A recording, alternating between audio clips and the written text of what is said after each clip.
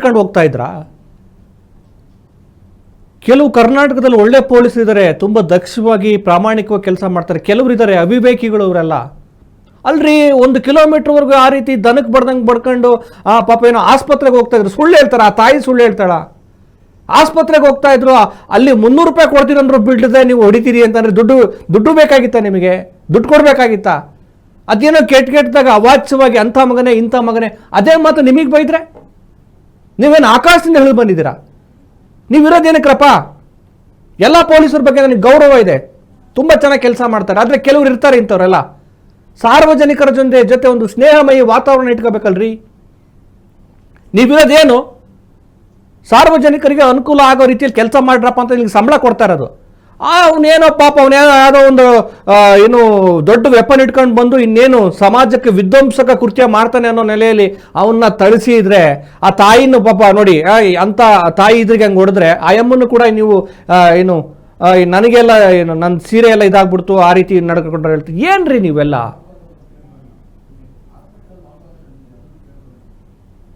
Okay, ಅಲ್ಲಿ ಆಸ್ಪತ್ರೆಯಲ್ಲಿ ವಾಗ್ವಾದ ಕೂಡ ನಡೆದಿದೆ, ಅಲ್ಲೇನಾಗಿದೆ ನೋಡ್ಕೊಂಬರೋಣ.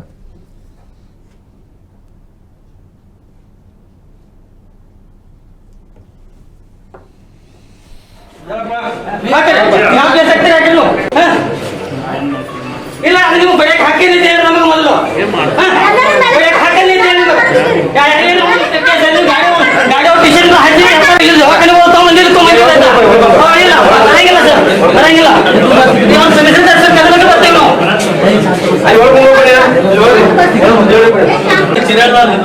ಸರ್ ಏನೇನ್ರಿ ನಿಮ್ ಕೆಲಸ ನೀವು ಮಾಡ್ರಿ ಸರ್.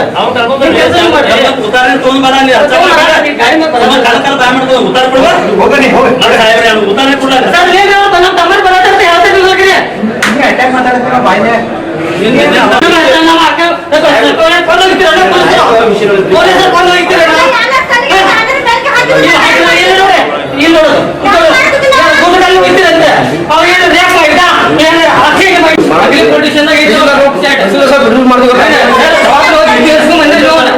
ಯಾಕೆ ಸಂಬಂಧ ದವಾಖಾನೆಗೆ ನೀವು ಹೇಳ್ಕೊಡ್ಬೇಕು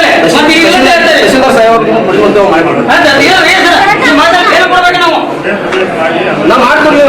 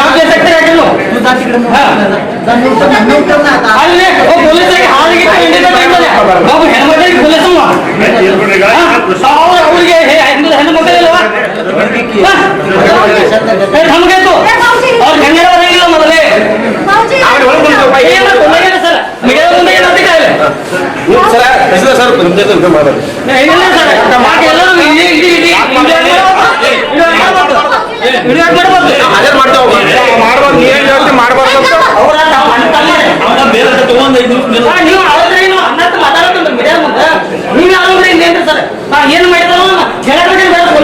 ಮಾಡಿದಾರ ಪೊಲೀಸರು ಏನು ಮಾಡಿದಾರ ಹೇಳಬೇಕಂತ ಬೇಡ.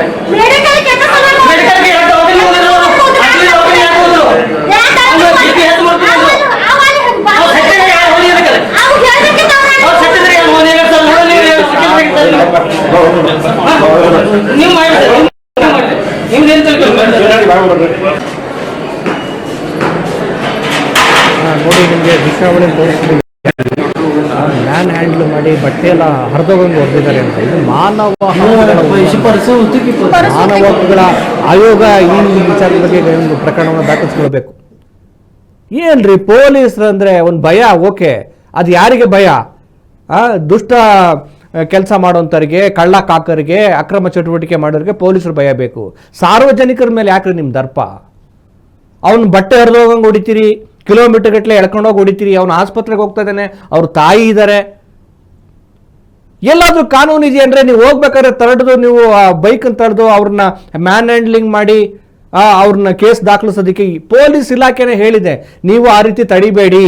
ಅವರೇನಾದ್ರೂ ಟ್ರಾಫಿಕ್ ನಿಯಮಗಳನ್ನ, ಸಂಚಾರಿ ನಿಯಮಗಳನ್ನ ಉಲ್ಲಂಘನೆ ಮಾಡಿದ್ರೆ ಹೆಲ್ಮೆಟ್ ಹಾಕ್ತಾ ಇದ್ರೆ, ಅವ್ನು ಓವರ್ ಸ್ಪೀಡ್ ಮಾಡ್ತಾ ಇದ್ರೆ, ಏನು ಸಿಗ್ನಲ್ ಜಂಪ್ ಮಾಡಿದ್ರೆ, ಈ ರೀತಿ ಸಂಚಾರಿ ನಿಯಮಗಳನ್ನು ಉಲ್ಲಂಘನೆ ಮಾಡಿದ್ರೆ ದಂಡ ಹಾಕ್ರಪ್ಪ, ಫೋಟೋ ತಗೊಳ್ಳಿ, CCTV ಇದೆ ಅಂತ ಇದೆ.